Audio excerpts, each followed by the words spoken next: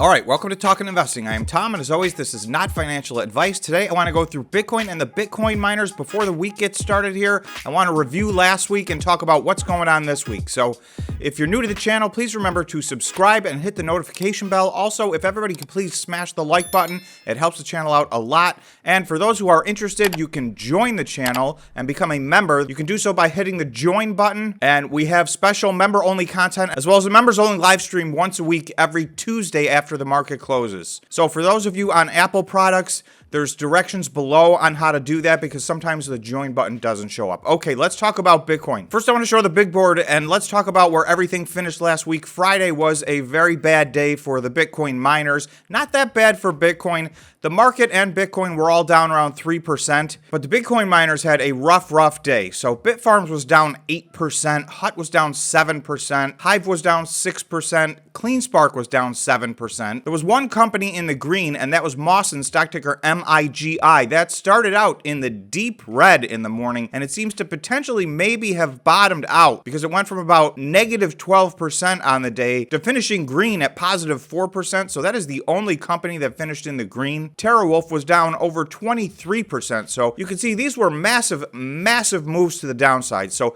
Friday had some of the biggest downward movements in Bitcoin miners that we've seen in a long time, and this has been a very rough year. So I'm going to go to a chart later that shows you how all of these miners are performing in relationship to their summer lows. And as always, there's an orange line where Bitcoin was the last time the market closed, at around 19,450. So this is the entire weekend of activity. You can see we were up a little, we were down a little, we were up a little. We actually spiked down this morning and retested this line at around 19,200. So this was one of our stronger support lines. It looks like we bounced right off that, and now we're right back where we started, just a few dollars off of where we were on Friday. This is just before the U.S. equity markets opened this morning on Monday, so at the time of recording. So CPI data is going to come out this Thursday. So we have basically the entire week to rally into that. So that'll be Thursday morning before the market opens. So that is obviously going to be the next massive driving force of what happens in the market and what happens in Bitcoin. So we need to see a little bit of an improvement in this number. Just to do a quick review on CPI, it peaked at 9.1 back in June.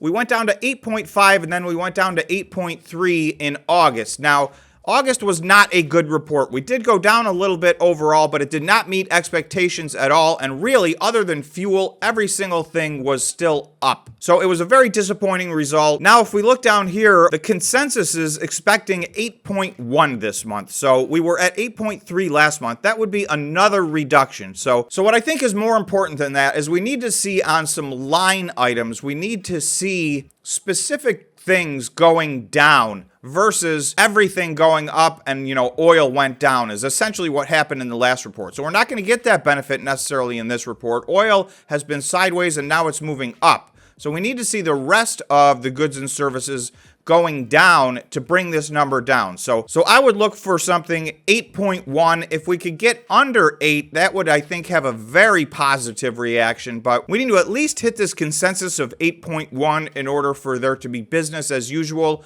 and to have a shot at continuing a little stock market rally. Another surprise to the downside, and I think we take another leg down in the market. I'm going to go through my chart of where all the Bitcoin mining companies are versus their lows from this summer. So you're going to see we're starting to have some real divergence in this report. There are some Bitcoin miners that have been doing very well since then, and there are many Bitcoin miners that have been doing not so well since then. So while Bitcoin is up 11%, there's 11 Bitcoin miners that are down and they have taken out their summer lows. Some of them, like BitDigital and Bitfarms, only 1 or 2%, but others like Stronghold 29%, Mawson 54%. I mean, those are drastic moves down. Now, those two companies have had some significant things happen to their business. So each one of these Bitcoin miners is their own separate story. That's why it's so important to do your due diligence. These are not all the same companies. They don't have all the same business models. And the biggest thing that they vary in is the amount of liquidity that they have. And right now, what I'm seeing is the companies with a lot of liquidity and a strong balance sheet are the companies that are performing the best by far. So I'm going to go to the other end of the chart. You're going to see 4 Bitcoin miners in green. Those are the top 4 performers since this summer. So Marathon is up 116% from their summer lows. So they're still over double their summer low. Riot is up 63%. 40%, HUT is up 50%. So those three have kind of broken away a little. And then you have Hive at 33%. The reason I highlighted those four companies have the most Bitcoin on their balance sheet out of all the Bitcoin mining companies, and it's right in that order. There's more of a concern. If we look at this chart, there seems to be much more of a concern of the miners that maybe are running out of liquidity and potentially in danger of going out of business or having to take drastic measures versus the companies that maybe aren't making a profit necessarily, but they're still very strong from a liquidity standpoint. I use this chart to try to find opportunities because there's a few companies that I think are very much oversold. Cleanspark, you can see, is the third worst performing stock on the entire list, and they are probably tied for the best performing company on the entire list from an operational standpoint, in my opinion. So that one always jumps right off the page at me. Cleanspark stock has been punished for whatever reason. We're down 19% off of their lows from this summer, which were their 2-year lows. So I'm going to try to keep updating this chart. This is a chart I find very useful. I got some feedback that people are also liking this chart, so let me know in the comments if this is something that you use. So I wanted to get this out to everybody Monday morning before this week started, so everybody could just get a full understanding of where we left off at the end of last week, where all these Bitcoin miners are in relationship to Bitcoin and to their lows from this summer. So this is the picture. I will keep this updated throughout the week. So just quickly, I'm going to look at Bitcoin on the 4-hour time frame. So again, this is where we closed on Friday. So you'll see pretty much every single 4-hour candle. There's no dramatic candles here. Every single one of these candles all weekend is pretty much plus or minus 1% of where Bitcoin was when the markets closed on Friday. So not much activity at all over this weekend. I may do a Bitcoin miner update at the end of the day today if we see some significant movement or activity. Just on the 1-day time frame, the similar thing. We did bottom out back on September 21st.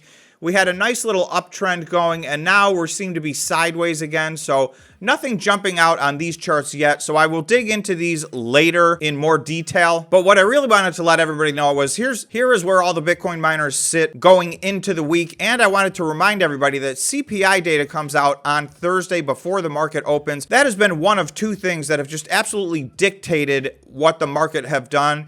The other one being the Fed meetings. And really, this directly correlates to the Fed meetings. The worse these CPI numbers are, the more cover the Fed has to continue to raise interest rates. So we'll be looking for that relationship. That's what's going on this week. I just wanted to give everybody a quick Monday morning update. So thanks so much for watching, and we will see you in the next video. Don't forget to subscribe and smash the like button. Thanks again.